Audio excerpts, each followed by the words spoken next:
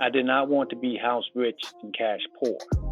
Thanks for joining the CC America podcast, where we are getting mentally fit through testimonies of faith, inspiration, and transformation. We hope you enjoy the show.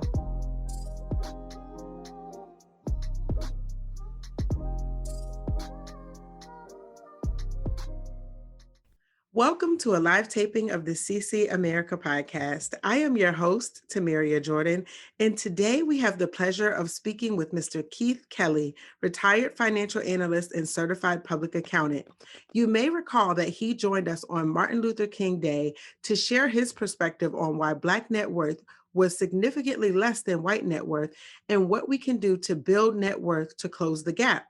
Well, today he is back on with us to provide a deeper dive into investment options to build net worth. On today's episode of the CC America podcast, Keith Kelley will be speaking with us regarding cash, real estate, stocks, and bonds. The first show, if you haven't heard it, was a 15-minute broad overview, which I definitely encourage you to go back and listen to if you haven't had a chance to catch up on the past episode. You are in for a treat. Mr. Keith Kelley is a wealth of knowledge, and he is so affectionately known to me as Uncle Keith, and he has certainly helped me over the years keep abreast of the markets and what's going on with my finances so that I could be better equipped to build wealth for myself and my family. So I would like to welcome Keith Kelley to the show. Good morning. I'd like to thank Tamaria again for inviting me back. As she mentioned earlier, the last discussion we covered an overview of investment options to build net worth. And today we'll discuss some of them in greater detail. There are primarily three asset classes that people use to build net worth.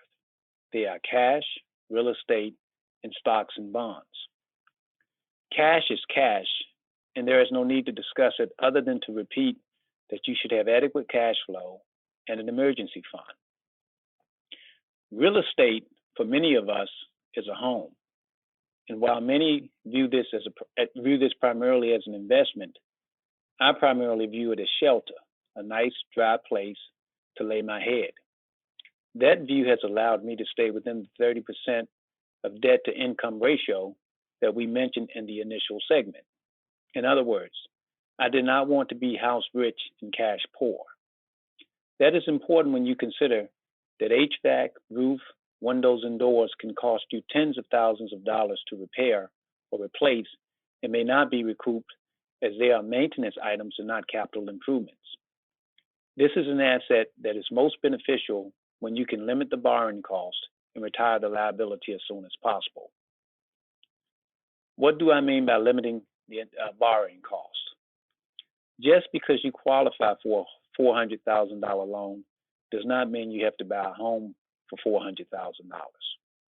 In addition, shop around for the most favorable loan terms.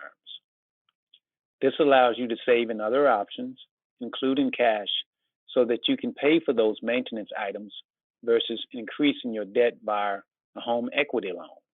In other words, you may be trading one asset for another, but the use of your cash is free while the use of someone else's cash is not.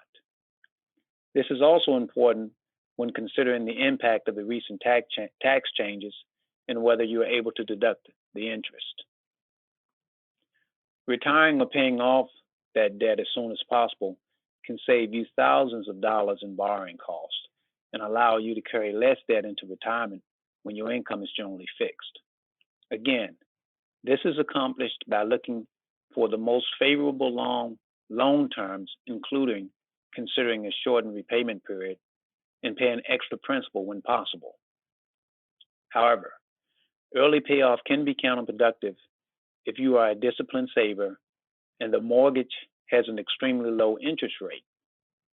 Investing that extra money in the broader market might provide greater returns over that guaranteed interest savings. Finally, this is the one investment where the premise of do-it-yourself is most beneficial.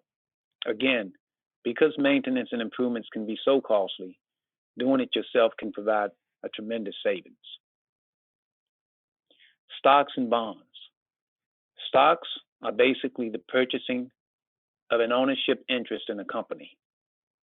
Bonds are basically the purchasing of an ownership interest in a loan made to a company or governmental entity. You benefit from stocks via the capital growth of the company and any dividends they pay. Because of the possibilities for growth, stocks are typically a favorite for young investors with a long investment tail. While the opportunity for greater returns are higher, so is the risk of loss. You benefit from bonds simply as a result of the interest that a loan recipient has agreed to pay. Unlike stocks, there is little to no risk of losing your investment unless you purchase junk bonds or the loan recipient becomes bankrupt. So this investment is a favorite of older Americans. Retirees should consider a portfolio that has a mixture of stocks and bonds. You can purchase stocks and bonds by opening a brokerage account at a bank or brokerage firm, which is usually a taxable account.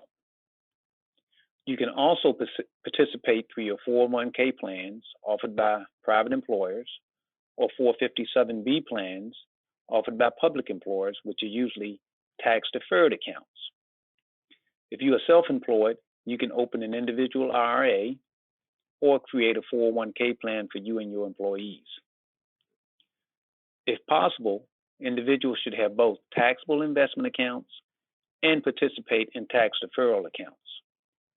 The taxable account allows you to invest cash for returns over and above the minuscule interest rates paid on cash savings.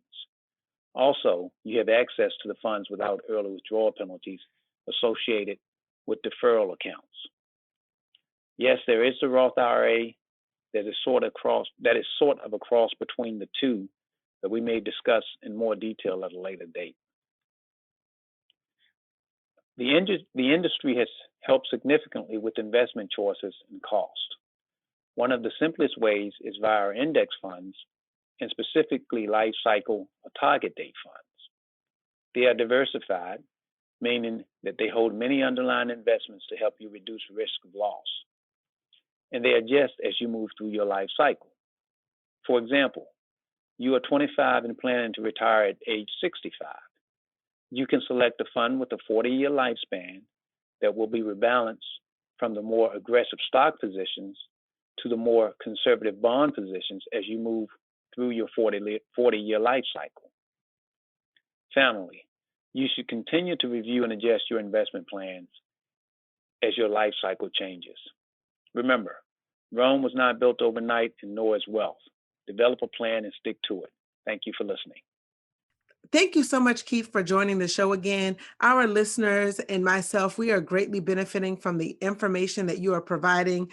As a reminder to our guests, this show is informational in nature only. It is not meant to provide financial advice. However, these are nuggets that you can take, that you can research, and that you can build from.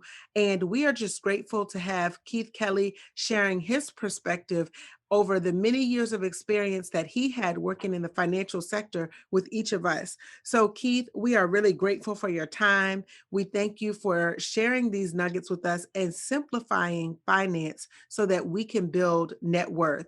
So can you give us a little bit of insight on what your next topic will be as part of this series? The next topic we'll cover would be wealth transference, where we talk a little bit about wills and trusts, perhaps, and obviously life insurance and beneficiaries associated with life insurance and cash equivalent accounts. Fantastic. Well, we are certainly looking forward to the next segment. And to our guests, until next time, be blessed. Thank you for supporting the CC America podcast. We are really grateful that you tune in each and every week. We believe in inspiring the world, so let's help make the CC America podcast the #1 podcast for self-improvement, education, religion, and spirituality. This will allow us to inspire, uplift, and transform even more lives. How you can help is by leaving us a rating as well as a comment to show your support for the show. Also, you can now buy us a coffee. If you've benefited from the CC America podcast and you just want to show support, while it's not required, it is greatly appreciated. You can now buy me a coffee at www.buymeacoffee.com/CC America. You can also subscribe to the show via any of the major podcast platforms. All of the links are available at www.ccamericapodcast.com. This is also where you can subscribe to our blog.